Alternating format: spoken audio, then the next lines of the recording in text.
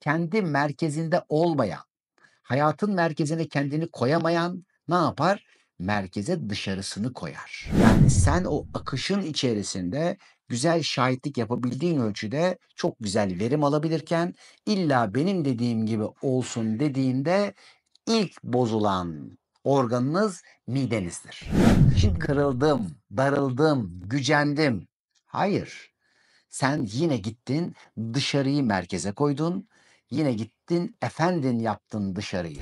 Herhangi bir arkadaşın sana olumsuz, senin hoşuna gitmeyecek herhangi bir konuda bir davranışta bulunuyorsa öncelikle evet bunu hak eden, bunu çağıran ve yansıtan bir sen var. Dışarının onayına bakma sebebimiz aynaya bakma sebebimizle aynıdır. Kendimizi kendimizden göremediğimizde dışarıdan yine kendimizi görmek için aynaya, dışarıya ve yansımalara bakarız. Gördüğünüz, seyrettiğiniz herhangi bir durumda eğer kırılıyorsanız, bir alınganlık gösteriyorsanız herhangi bir durumu hemen kendi üzerinize alınmak, şahsileştirmek ve kişiselleştirmekle ilgili bir alan açıyorsunuz. Peki kimler neden kişiselleştiriyor?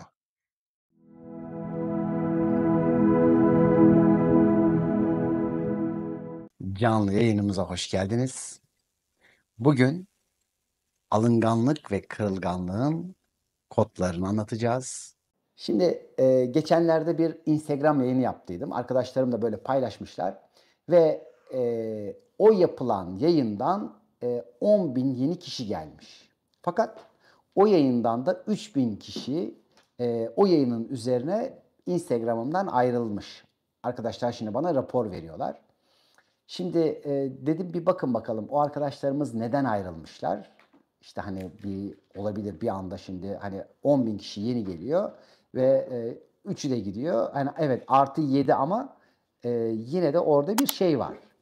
Ve bu kişilerin enteresan bir şekilde aslında alınganlık yaptıklarını tespit etti arkadaşlarımız. Yani diyelim ki ben orada bir tespitte bulunuyorum.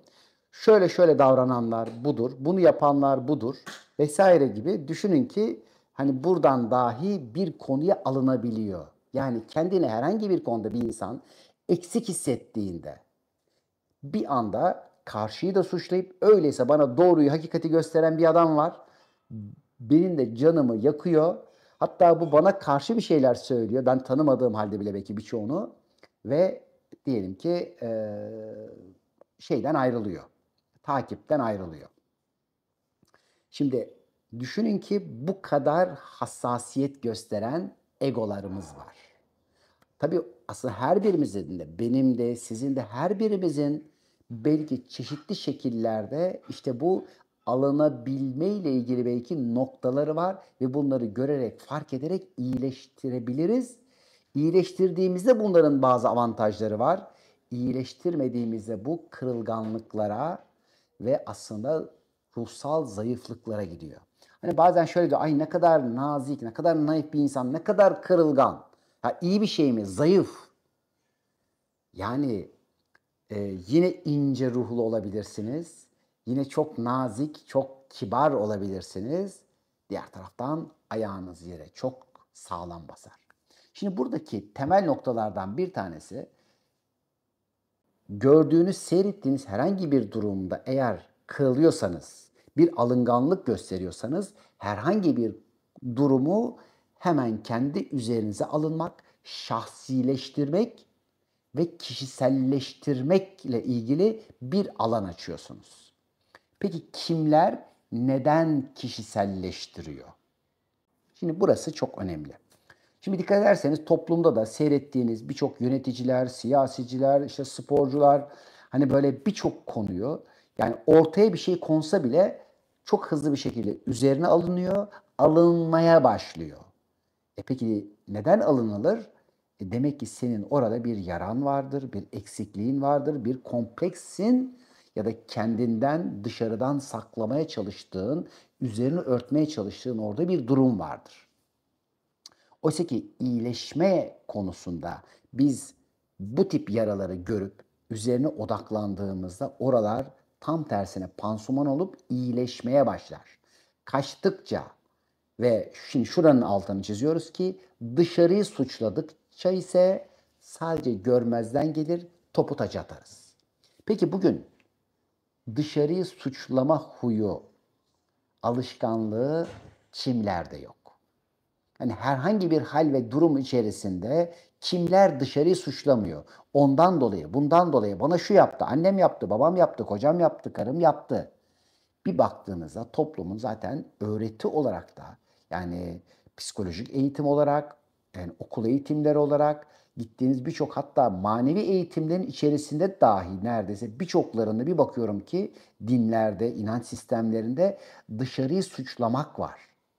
Oysa ki işin özünde, maneviyatında, gerçeğinde ise dışarıyı suçlamak değil, her şeyin kökenine, kaynağına ve merkezine kendinizi koymak var. İşte kendi merkezinde olmayan, hayatın merkezine kendini koyamayan ne yapar? Merkeze dışarısını koyar. İşte merkeze kimleri koyuyorsanız bu sefer ifadeler başlar. Buyurun. Peki sana ben geldim bir şey buyurdum. Bir bakarsın ki rahatsız olursun. Tamam sen buyur dedin. Ben de şimdi sana bir buyruk veriyorum dediğinde bir insan bir bakarsın ki çeşitli rahatsızlıklar yaşıyor. Ve çoğu kişi de ağzından çıkanı kulağı duymadığı için hayata sunduklarının ona verilme anında itiraz ettikleri için de hayata karşı hatta Yaradan'a karşı dahi alınganlıklar yaparlar. Bunlardan bir tanesi de bendim. Yani Yaradan'la muhabbetlerimde alınganlık yapan, yani hani şöyleydi, hani böyleydi, hani şöyle yapacaktı. Sanki böyle tam istediğin anda verilmediğinde, işte diyelim senin dediğin şeklinde olmadığında, hayatına ya da hayatlara, başkalarına, olaylara kendi egonun isteği şeklinde yön veremediğinde bazen Yaradana da alınganlık yapılabiliyormuş. Geçmişte bunu deneyimlemiştim. Oysa ki aslında hayatın bir ritmi var, çok güzel bir akışı var ve bunu sen seyredebiliyorsan selamlaşabiliyorsun ve aslında o ritim seni çok güzel bir şekilde daha ileriye, daha güzele götürebiliyor. Diğer taraftan da işte o benim dediğim gibi olmadığında, benim istediğimi vermediğinde, benim istediğim gibi bana davranılmıyor diye kızan, öfkelenen, alınan, alınganlıklar yapan ve kırılan dostlarımız, parçalarımız, bu arkadaşlarımız merkeze dışarıyı koyan ve dışarıya aslında tabi olan, kendini görmeyen, kendi değerini bilmeyen, alamayanlardır. Şimdi bu alamayan deyince tabii ki ne demek bu? Çünkü yani psikolojinin içerisinde bu yeteri kadar kavranamamış bir konudur. Bir kişinin alabilmesi ne demek? Verebilmesi ne demek? İşte bu alabilme ile verebilmenin dengesi yani aslında diğer taraftan yine burada bir aydınlıkla karanlığın dansının güzel bir noktası sunuluyor ki bir insan alamıyorsa alabilmeye, dişiye, hayata ve dünyaya karşı kibirlidir ve bu kibrinden dolayı alamıyordur. Şimdi bir taraftan kendini çok daha değerli, çok daha iyi şeylere layıkmış gibi, bu mışı altını çizelim, mış gibi gösterip diğer taraftan da kendini daha ezik ve aslında hiçbir güzel şeye layık göremediğinden dolayı da bu sefer bazı alanlarda beklentiye girerler. Şimdi bu beklentiye girenler yani karşındakine benim istediğim gibi davran. Ailesine benim dediğim gibi, benim istediğim gibi bana davran. Oysa ki her bir insanın kendine göre yoğurt yiyişleri vardır. Yani sen o akışın içerisinde güzel şahitlik yapabildiğin ölçüde çok güzel verim alabilirken illa benim dediğim gibi olsun dediğinde ilk bozulan organınız midenizdir. Şimdi dedik ki hani alınganların bazı organlarında rahatsızlıklar meydana gelir ve bazı beslenme sistemlerine ihtiyaç duyarlar ve tabii ki de özellikle bazı organları, meridyenleri ve enerji kanalları tıkanır. Şimdi bunu bakın bir matematik sistemle anlatacağım. Burayı iyi kavradığınızda aslında bir taraftan bedenimizin, duygularımızın ve yaşadığımız olayların da ne kadar bütün olduğunu görebilirsiniz. Şimdi yargılayanlar dedikodu yapanlardır. Dedikodu yapanlar özellikle dalak meridyenini tıkayanlardır ve dalak meridyenini tıkananlarda ne yapılıyordu? Ayak baş parmağında öncelikle bunyonlar meydana geliyordu. Şeker hassasiyetleri meydana geliyordu. Keşkeler meydana geliyordu. Bol bol keşke kelimeleri ve geçmişe özlemler meydana geliyordu. Şimdi öyleyse şimdi sizler alınganlık yapıyorsanız demek ki bedende toprak enerjisini tüketiyorsunuz. Burada zarar veriyorsunuz ve bir şekilde hayata da yeteri kadar doğru topraklanamıyorsunuz ve alamıyorsunuz. Geçmişten alamıyorsun. Yani geçmişin faydasını alamıyorsun. Geçmişte takılı kalıyorsun. Aynı zamanda geçmişte yaşadığın bir hal ve bir durumu bırakamıyorsun. Bırakamadığın için bu sefer yeni bir şey alamıyorsun. Bu arkadaşlarımızın bakın her bir tanesinin altı çizilesi noktaları. Peki alamayan ne yapamaz dedik? Bir taraftan da nefes alamaz. Nefes alamadığında evet ilk rahatsızlanacak organlarımızdan bir tanesi akciğerlerimiz, solunum sistemimizdir. Ama bunun devamı ise bir şekilde kalın bağırsaklar ve bırakabilme ile ilgili durumdur. Yani bırakamama esaslı her türlü durumda birinci etkilenecek olan şey sindirim sisteminizdir. Şimdi tekrardan alıngan olan yani alamayan, alamadıkları için de beklentiye giren ve beklediğini alamadıkları için de alınan dostlarımız biraz daha hassasiyetleri yani incelmeyi aslında zayıflatarak yapanlar bu sefer kırılmaya başlarlar. Kırıldım, darıldım, gücendim. Hayır. Sen yine gittin dışarıyı merkeze koydun. Yine gittin efendin yaptın dışarıyı. Yani telefonu açıp da efendim diyenler.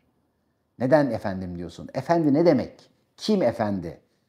Kime buyurun diyorsun? Bakın hemen aynı zamanda da hayata ifadelerinizle ilgili eğer kelimeler canlı ve içindeki tesirler bir oluş meydana getirecek güçteyse, bir ol etkisi yapıyorsa, şimdi bu arkadaşlarımızın öyleyse kendilerine emredilmesine, dışarıda bir efendi bulmaya ve kendi içindeki gücü görmemeye şu ana kadar ihtiyaçları vardı. Oysa ki hayat yolculuğunda her birimiz kendimizi görebilmek, kendimizi fark edebilmek, güçlendirebilmek, güçlü olabilmek, verilen ve sunulan gücü alabilme yolundayız. İnsan olarak bu yolcularız. İşte bu dışarıdaki herhangi bir olayı kişiselleştiren, egosuna dokunup egosunu inciten ve egosunun zafiyetlerinden dolayı kırılan ve kırılgan olanlar aynı zamanda çok sulu gözlü olma ihtimalleri de yüksek kişilerdir. Çünkü dalak meridyeni bozulduğunda aşırı sulu gözlülük, aşırı alınganlık gibi tepkiler meydana gelebilir. Şimdi bazı arkadaşlar şunu diyecek, hayır ben hiç dedikodu yapmıyorum. Biz diyeceğiz sana hiç inanmıyoruz. Eğer ayak baş parmakların çok şiştiyse çok dedikodu yaptın. Dalak meridyenin bozulduysa, mideyle ilgili rahatsızlıklar yaşıyorsan biz sana inanmıyoruz, olaya inanıyoruz. Yani istediğin kadar yemin et, olan doğruyu söylüyordur diyeceğiz. Her türlü durumda olduğu gibi. İşte bu durumlarda sevgili dostlar bazı kişiler de gider kendilerini dedikodu yaparlar. Kendilerini yargılar, kendilerini eleştirir ve kendilerine bol bol kusur bulurlar. Öyleyse bu kusur bulma nereye götürür durumu? Kişinin kendini ezmesine götürür. Peki kendini eze eze ne olur? Bir kişi kendini ezdikçe değeri kaybolur, değeri azalır, kendi değerini bilmez olur ve bu sefer kendi değerini bilmeyenin de dışarıda değeri bilinmez olur. Yani bir silsile.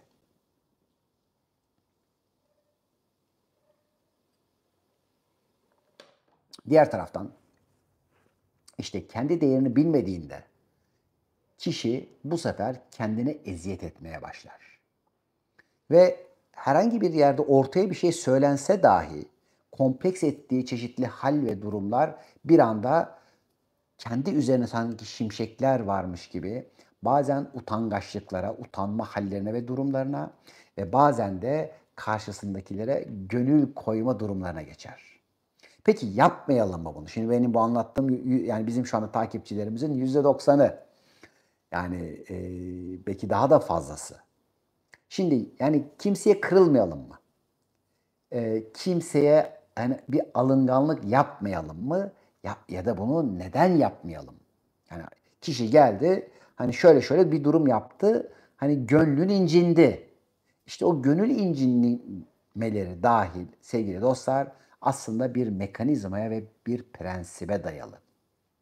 Biz hayatı okuyabildiğimiz ölçüde hayatın matematiğini, ilişkileri, insanı, kendimizi, dışarıyı, kendimizden hayata, dışarıya yansıttıklarımızı görebildikçe, okuyabildikçe bu sefer aslında her şeyin merkezine kendimizi koymaya başlıyoruz.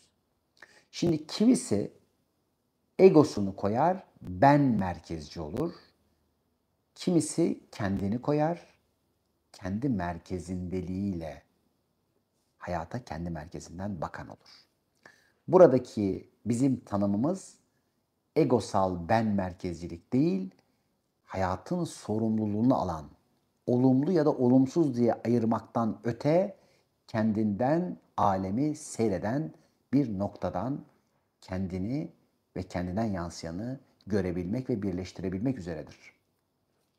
İşte burada diyelim ki herhangi bir dostun, herhangi bir arkadaşın sana olumsuz, senin hoşuna gitmeyecek herhangi bir konuda bir davranışta bulunuyorsa öncelikle evet bunu hak eden, bunu çağıran ve yansıtan bir sen var.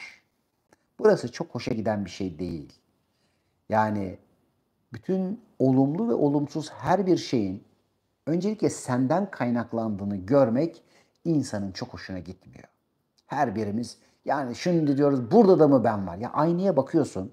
Ya aynadaki yansımana diyorsun ki yani Ünal işte bak niye yeşil giydin? Ya yeşil aynaya yansıttığın şey. Aynada niye yeşil istediğin kadar de.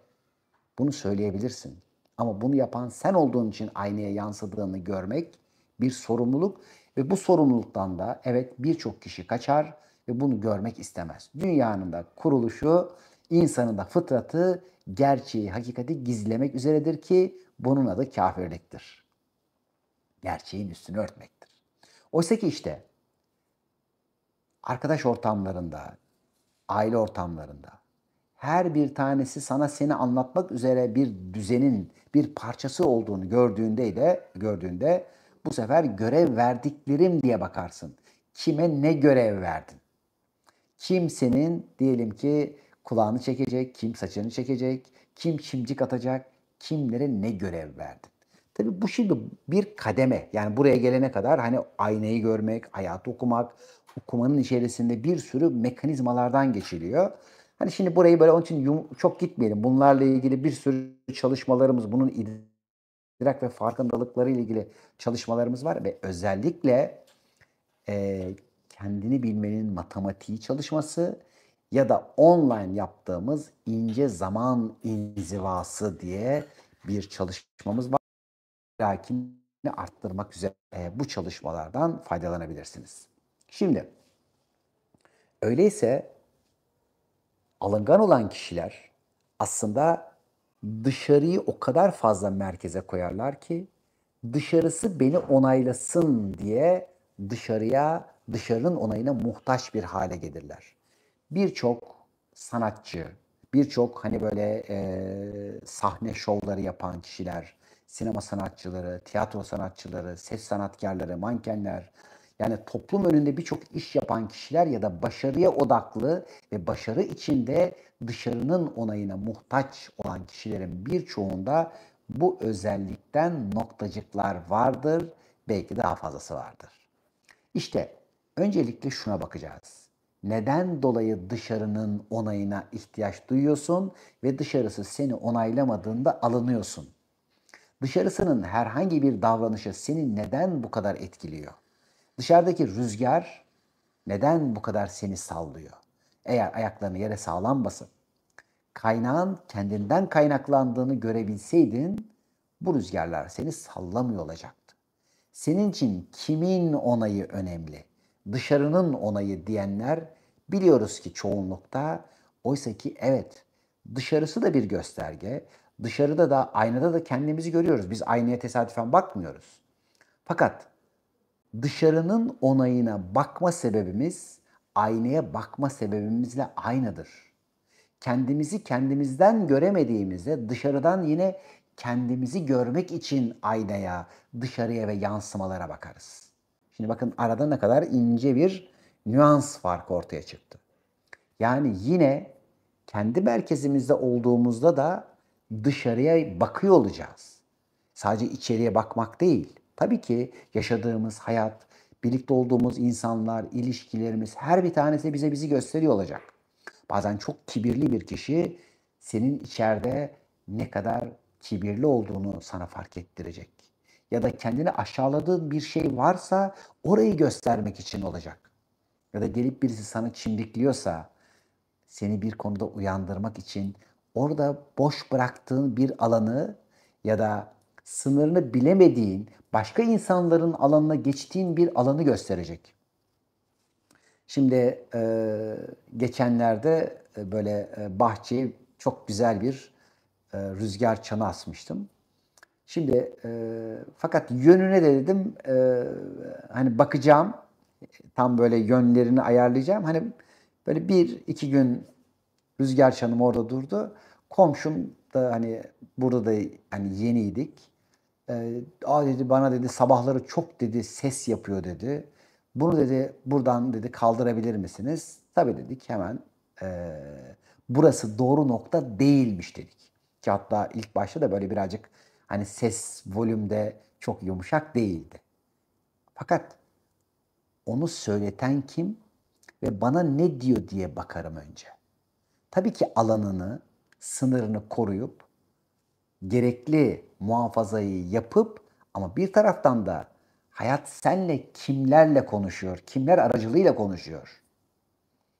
Ve o kimleri yani kişiselleştirmeyi kenara bıraktığında, şahsına hani bir durum gibi algılamayı kenara bıraktığında bu sefer işin içinde bilgisi kalır ve ihmal ettiğim konuyu hatırladım ve evet bunun asılacağı nokta güneybatıydı ve ben bunu güneybatıya asmam gerekirken gittim işte kuzeybatıya asmışım. Bunun gibi. Hemen aslında gelen yardımı da duyabildin. Diyelim ki bir iş yerinde çalışıyorsun. O iş yerinde çeşitli şekillerde belki de bir zorlanmaya uğruyorsun. Şimdi o iş yerinin sana ne anlatmaya çalıştığını göremeyen tarafların, hatta belki oradan alacağını alıp gitmen gereken şeyleri dahi anlatabilir. Bazen bir ev, bir ilişki, bir mekan, bir iş sana bunları söyleyebilir. Yani hayatın sana ne dediğine odaklandığında kişiselleştirmeyi bırakırsın. Çünkü birçoğunuz Yaradan'la muhabbet etmek istersiniz. Peki neyle muhabbet edecek? Yaşadığın olaylarla. Birçok kişi birçok konuya tesadüf gözüyle bakar. Oysa ki tesadüf değil, sadece siparişler vardır. Ve siparişlerin sunulma anında orada olanlar ise okuma vardır. Okursun ve okuduğunun içerisinde bu sefer kendine faydalı birçok şey görürsün. Aynı o aynada kendini görüp hadi şimdi biraz saçlarımızı düzeltelim. Şöyle yapalım. Tamam deriz, içeriz. Çok terlemişsindir, çok işte yorulmuşsundur. İşte bunu hayat içerisinde de birbirini seyrederek, birbirine bakarak, izleyerek, doğru şahitliklerle görüp anlayabiliriz.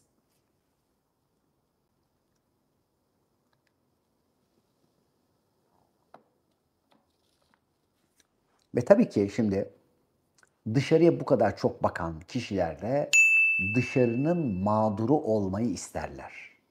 Bu dışarının mağduru olmayı isteyen kişiler de çoğunlukla kurbandırlar. Bu aileye doğduğu için kurban, bu ülkede doğduğu için kurban, bu işte çalıştığı için, engellendiği için aslında hayatın seçimlerinin sorumluluğunu almayan kişilerin adı kurbandır.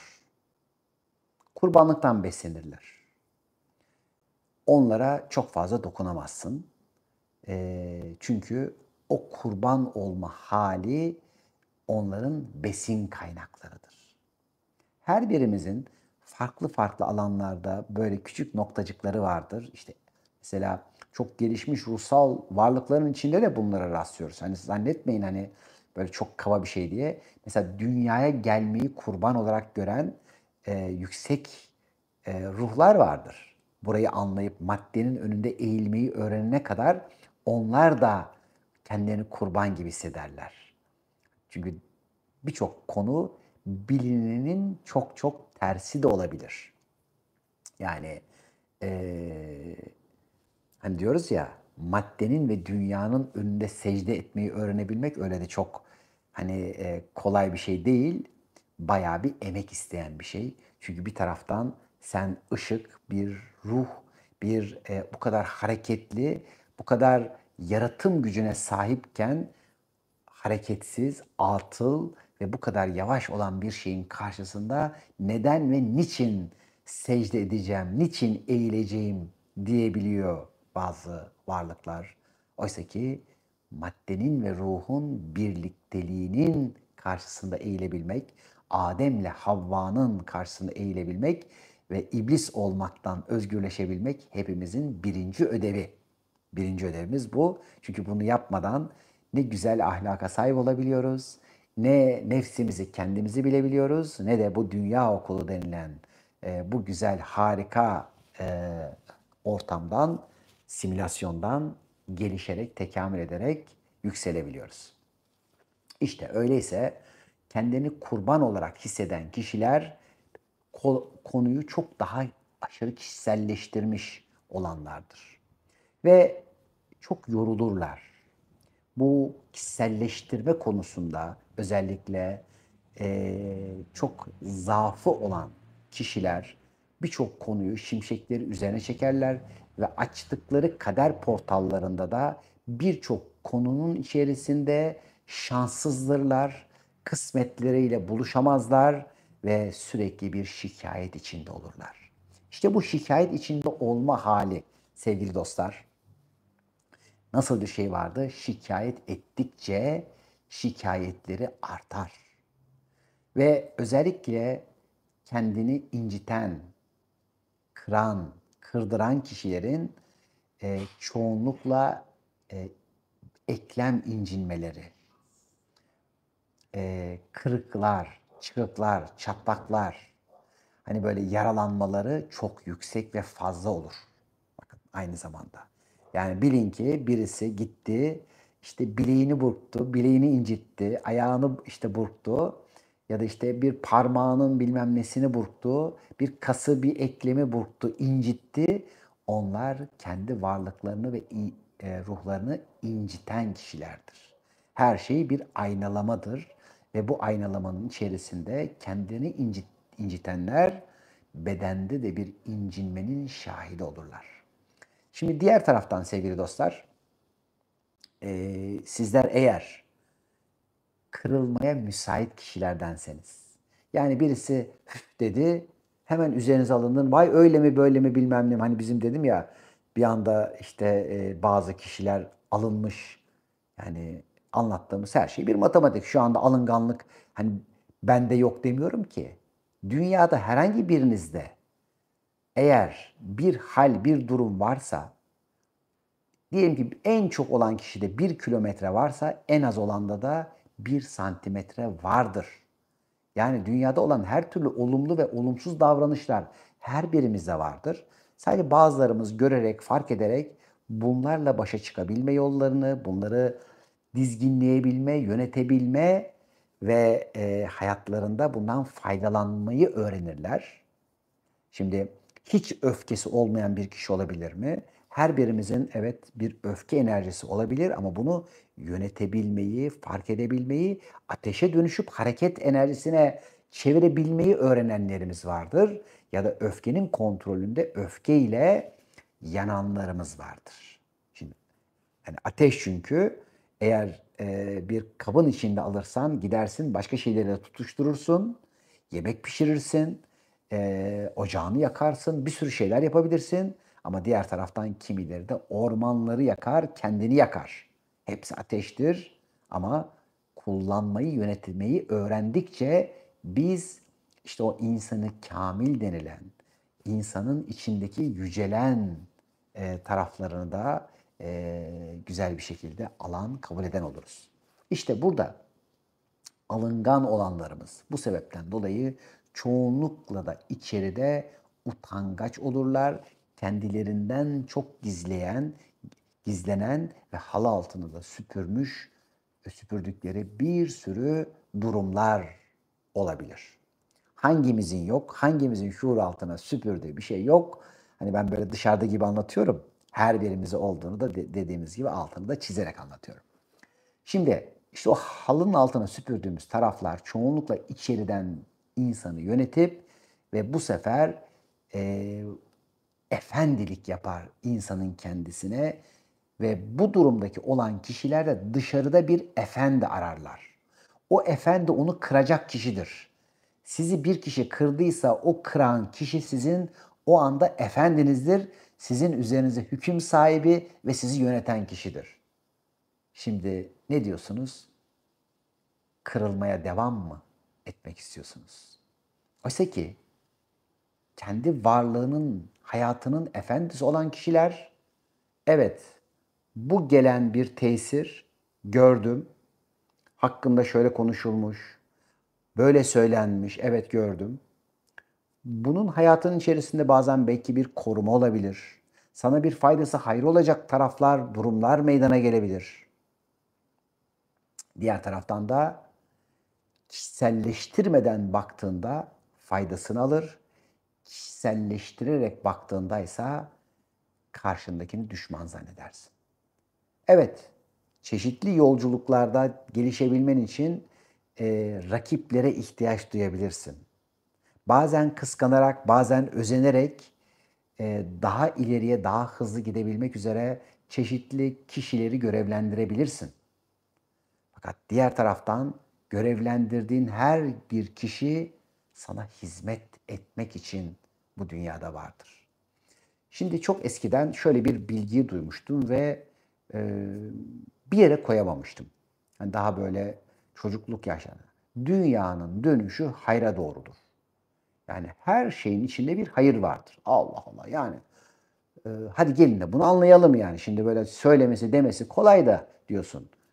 Ve uzun bir zaman bunun sebebini ve mekanizmasını anlamaya çalışmıştım. Ve gerçekten de olan her bir şey senin varlığınca senin hayrına ve faydana sipariş verilebiliyor.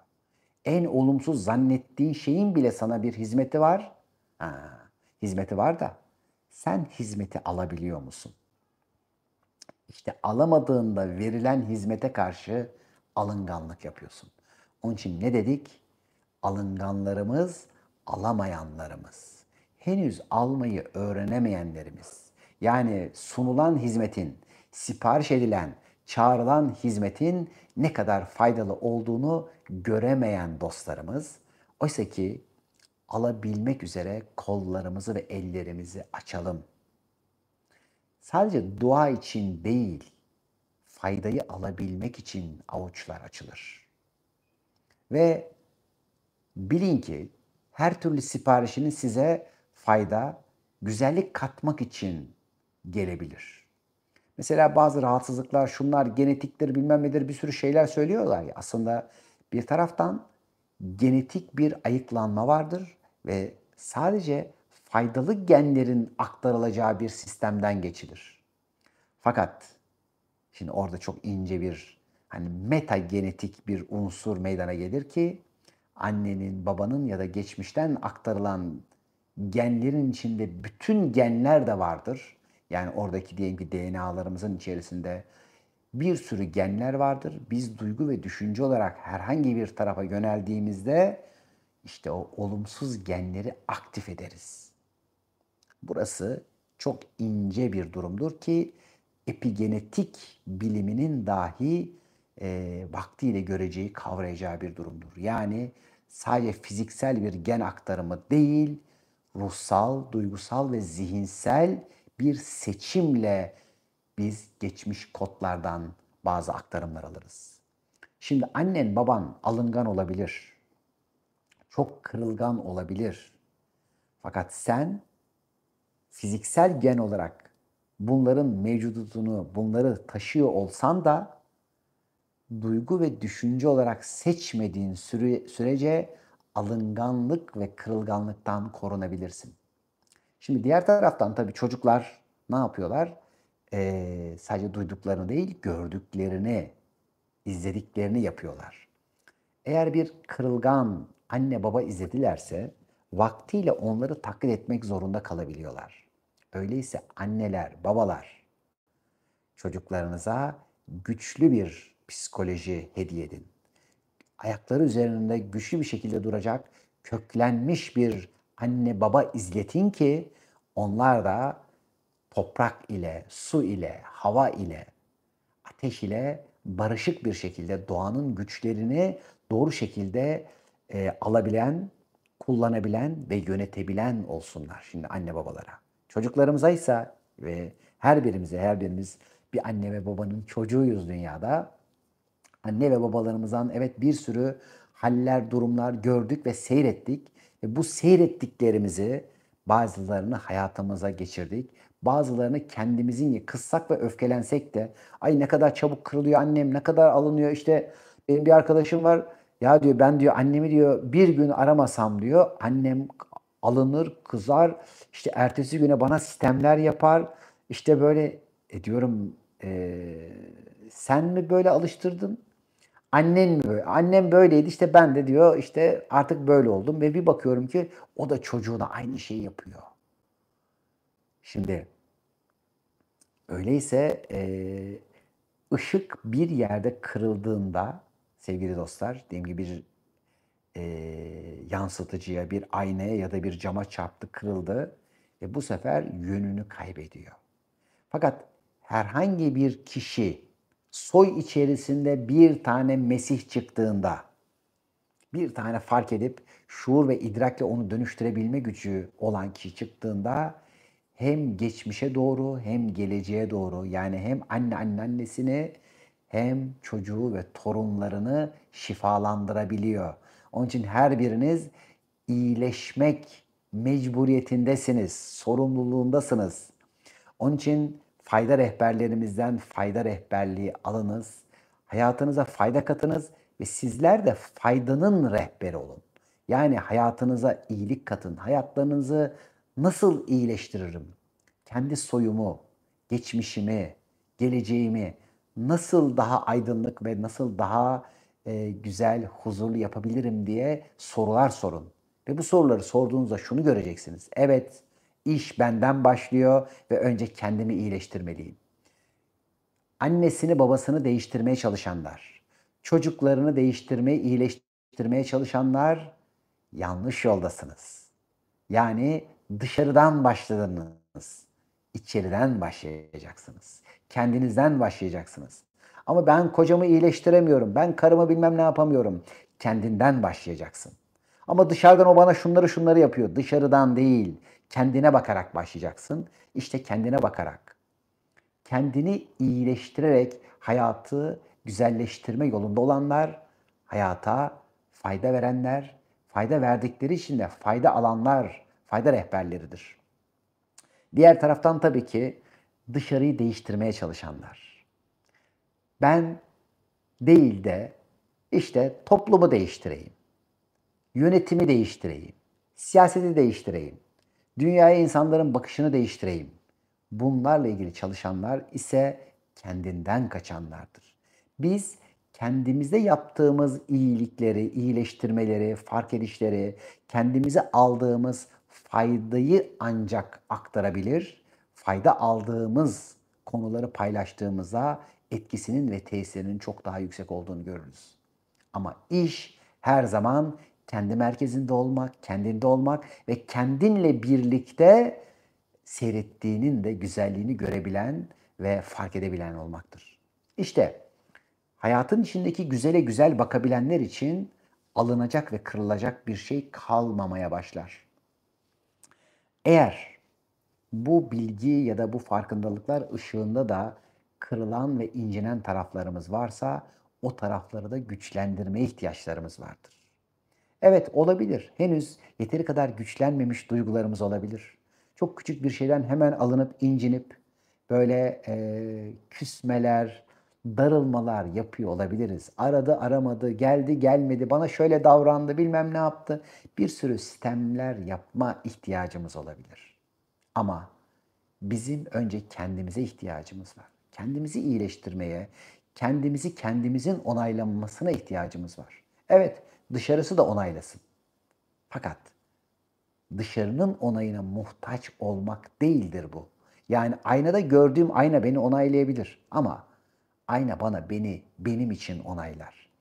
Benim görüp aynada kendimi beğenmem, kendimin evet tam istediğim gibi olmuş. Bak bu rengi giymek istiyordum. Şimdi de işte böyle güzel tatlı bir fıstık yeşiliyle işte böyle bir hoş oldum. Ben diyeyim. Ben diyebiliyorsam işte o zaman aynadakiler de yansımalar da bunu görecek.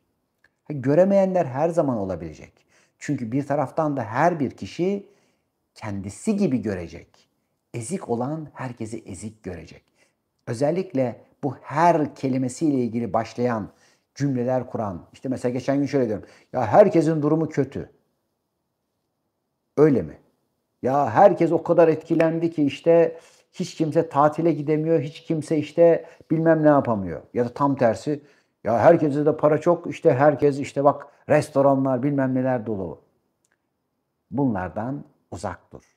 Çünkü birisi kazanıyorsa birileri kaybediyordur. Birileri de bir yerlerde bir şeyleri kaybediyorsa, bir yerlerde bir şeyler azalıyorsa bir yerlerde de çoğalıyordur. Onun için her kelimesi doğru yerde, doğru şekilde kullanılması tavsiye olunur. Bununla ilgili biliyorsunuz Dervişin Yolu diye de çok harika, güzel bir programımız, bir atölye çalışmamız var. Şifacının Yolu dostlarımız zaten o yolda ilerliyorlardır. Şimdi diğer taraftan eğer herhangi bir kişinin bir davranışına karşı çok yoğun tepkiler veriyorsanız, kızarak, öfkelenerek ve burada kendinizi kaybediyorsanız siz normal hayatınızın içerisinde alanınızı yeteri kadar korumuyor ve başka insanların da alanına tacizlerde bulunuyorsunuzdur. Şimdi ne kadar ters görünüyor değil mi bu? Yani alanını taciz edilenler başkalarının alanlarını taciz edenlerdir. Şimdi burada birçok kişi hayır ben bunu yapmıyorum, etmiyorum dese tabii bir mekanizma, farklı bir çalışma konusu. Ama prensip kendi alanlarımızı doğru şekilde belirleyerek çocuğumuza karşı, eşimize, ailemize karşı, arkadaşlarımıza, işimize, hayata, dünyaya, hatta egomuza ve kendimize karşı dahi alanlarımızı doğru bir şekilde belirleyerek yani sen birinin ayağına basıyorsan o basılan ayak senin ayağın olur. Ve hayatın o bumerang etkileri yani ektiğini biçeceğin bilgisiyle nerede neyi hayatını ekiyorsun ve o ektiğin bir sözse, bir davranışsa, bir duyguysa, bir düşünceyse o anda öfkeyi ve ateşi ya da kırılganlığı ve suçlamayı ekenler daha çok suçlayacakları olaylar biçeceklerdir. Özellikle olabilir, henüz aşamadığınız bir durumdan dolayı hala kırılmaya devam ediyorsanız, incinmeye ve oradaki bazı açıklarınız dışarısı tarafından kullanılıyor ve oralarda damarlarınıza basılıyorsa Burayı yine kucaklayın. Hemen acele ederek değil. Evet, henüz buraları aşamamış olabilirim. Büyüyorum. Şimdi ben şimdi bir bebeğin büyümesinin şahitliğindeyim. Mesela hani ne istese ona veriyorsun diyelim ki. Fakat onun e, faydasına olmayan, ona zararlı olan bir şeyi elinden aldığında bebek anlamıyor. Ve bir bakıyorum dudak büküyor. Hani diyor sen bana sevgiyle, şefkatle her türlü önüme ihtiyacım olanları koyuyorsun. Oysa ki benim çok beğendiğim bir şeyi şu anda diyelim ki ağzını kesecek bir kapak, bir keskin bir şey. Onu elinden aldığında bir anda sana kırılabiliyor, alınabiliyor. Yoksa diyor beni sevmiyor musun diyor. Bana yeteri kadar şefkat göstermiyor musun diyor. Yoksa diyor hani beni sevmekten vaz mı geçtin? Hayır, seni seviyorum ve sana zarar verecek şeylerden seni sakınmak için, korumak için bunu alıyorum. Bir şekilde dillendirip, ifade edip eylemde de bunu gösteriyorsun. Fakat çocuğun ilk tepkisi acaba sevilmiyor muyum diyor. İşte birçok alıngan ve kırılgan olan dostlarımız da kendilerine bunu soruyorlar. Acaba ben yeteri kadar sevilmiyor muyum? Yeteri kadar değerim görülmüyor mu? Yeteri kadar kucaklanmıyor muyum? Evet, onu yapan sensin kendine karşı. Yani kendini yeteri kadar sevemeyen alıngan oluyor sevgili dostum. Kendini seviyorsan, kucaklıyorsan, kucaklayabiliyorsan bu sefer sevildiğini bilmeye ve sevildiğini hissetmeye başlıyorsun. Biliyorsun ki sevdiğin sana o anda olumsuz gibi bir şey veriyorsa da, sunuyorsa da, davranıyorsa da seni seviyor ve belki de seni korumak için yapıyor. Bazen göremeyebilir. Bazen insanlık halidir. Çeşitli haller ve durumlar olabilir. Bazen çok sevdiğin bir kişiyi o anda ihmal de edebilirsin. Ama o an ihmal gibi görünen yine o ilişkinin, o diyelim ki dostluğun, arkadaşlığın hayrına başka bir davranışın yine o ilişkiyi beslemesine yol açacaktır. Yani senin çünkü odağın o anda belki farklı bir alanda bir fayda, bir iyilik yapmak ve o anda yakınında, yanında olan bir kişi ihmal gibi görülebilir ama verdiğin yine sana, bize misli misli döneceğinin farkındalığındadır kişi, yapan kişi. Bu sebepten dolayı kendine yeteri kadar zaman ayırmayanlar, kendiyle yeteri kadar ilgilenmeyenler bu sefer dışarıdan ilgi muhtacı olurlar. Şimdi benim mesela telefon numaralarım değişti işte bir yıl falan önce. Tabii çünkü binlerce kişiyle bir ara işte hani 2020'ye kadar biliyorsunuz bireysel şifalar, atölyeler falan çok fazla yapıyordum. Binlerce tabii e, danışanlarım, hani işte çalışma arkadaşlarım vesaire hani kaç binde 10 binin üzerinde herhalde şey vardı. Yani 10 bini geçmişti de kaç 10 bin onu da hatırlamıyorum. Telefon rehberim doluydu. Telefon numaramı, telefonumu, her şeyimi değiştirdim. İşte birkaç arkadaşıma hani verip işte tabii bir asistan kadromuz var. Asistanlarım da işte diyelim ki telefonlarım vesaire. Şimdi ancak oralardan birçok dostlarım bana ulaştığında ve tabii bazıları da hani Instagram'dan falan dahi ulaşamayanlar da olabiliyor. Şimdi baktığınızda şimdi bir sürü platformda bir sürü hani dostlarımız, arkadaşlarımız yazıyorlar ama bazıları da ulaşamadıklarında gönül koyanlar olmuş. Oysa ki yani Ünal'ı tanıyan sevildiğini bilir ve hisseder. Ama kendini sevmeyen ya acaba Ünal beni sevmeyi mi bıraktı? Dostluğu mu bıraktı? Yani işte acaba hani çok fazla arkadaşı dostu oldu da işte bizim kendi sevgimize, dostluğumuza yeteri kadar değer vermiyor mu zannedenler olmuş mesela. Oysa ki seven sevildiğini hissedendir. Ne kadar çok sevildiğini hissedebiliyorsan o kadar çok sevebilirsin.